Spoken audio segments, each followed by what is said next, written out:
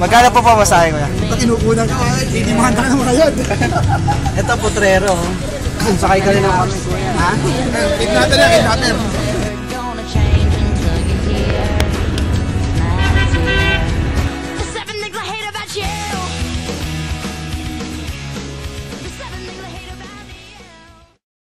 Nandito na tayo sa Epifanio Monument.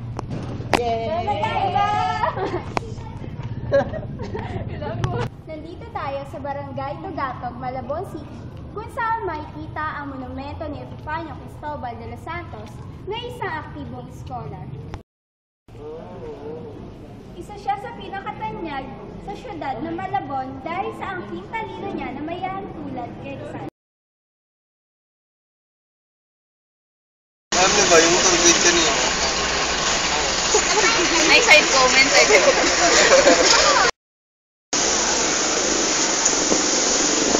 Ang Bartolome Church ay kasalukuyang inaayos ngayon upang lalo itong mapaganda.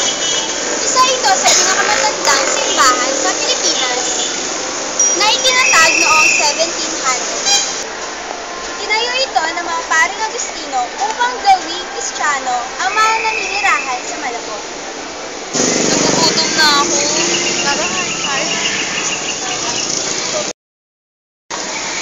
Saan tayo sunod na punta?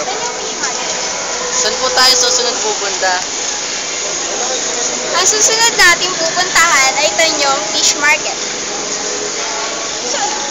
Tara! Yay! Go! Nakakakain na tayo! Ate, ano po ba yung pinakamabentang isda niyo dito? Wala, matumal yun. Matumal. Wala kayong mabenta. Kasi mahirap naman namin yan. Magkano po nga yung mga benta niyo ngayon dyan? Katulad po dito. Mga magkano po yan? Kilo. Ako na namin ito. Anong oras po ba kayo nagbublog? 4 AM po.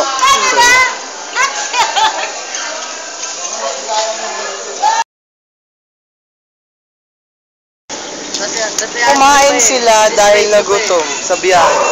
Sabay po ba? Lasa.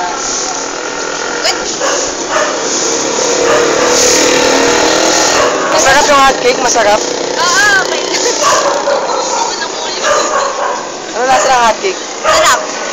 Lasang Malabon. Sarap. Nakaiyak. Ano comment ako?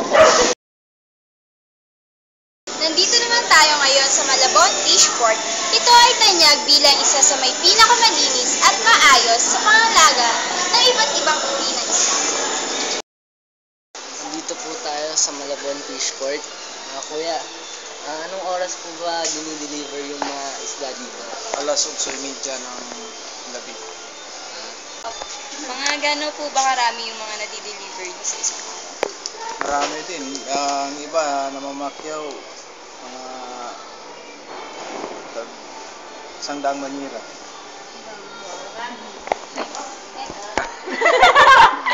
Ano po bang pinakamabentang isda? Bangus. Saka yung yellowfin. Mga magkano po? Yung 150 per kilo. Sige po, thank you po. Thank you po.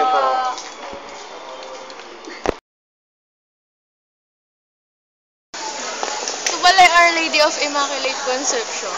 Ganda sa loob, no? Oo nga, di na nga ako makakalis kanina.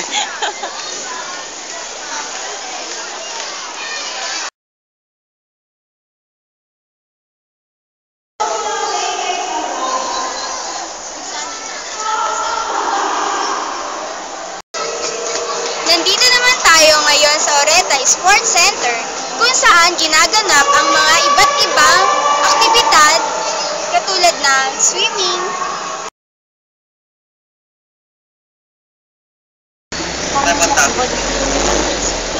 ay ilan sila na kasi sa kanila Sa punta? Dolores sa kanila.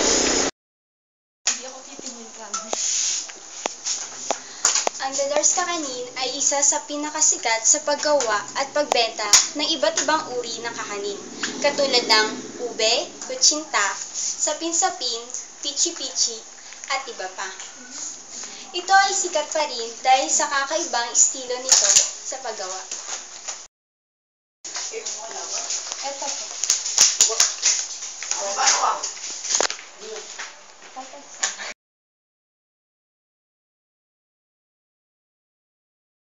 Yay! Malabunso na, pre! Kung pupunta doon sa Malabon City. Malabon City. Ayan! Dito na po tayo sa Malabon Zoo. Tara, pasok na tayo. Ayan, dito po tayo sa Malabon Zoo. Kilala sa mga kakaibang hayop at magandang kapaligiran. Sa ngayon po, pinapaliguan yung mga hayop. Kaya, di po tayo makakapasok. Lahat po, pinapaliguan. Sayang naman, pre. Hindi tayo makakapasok. Ano ba yan?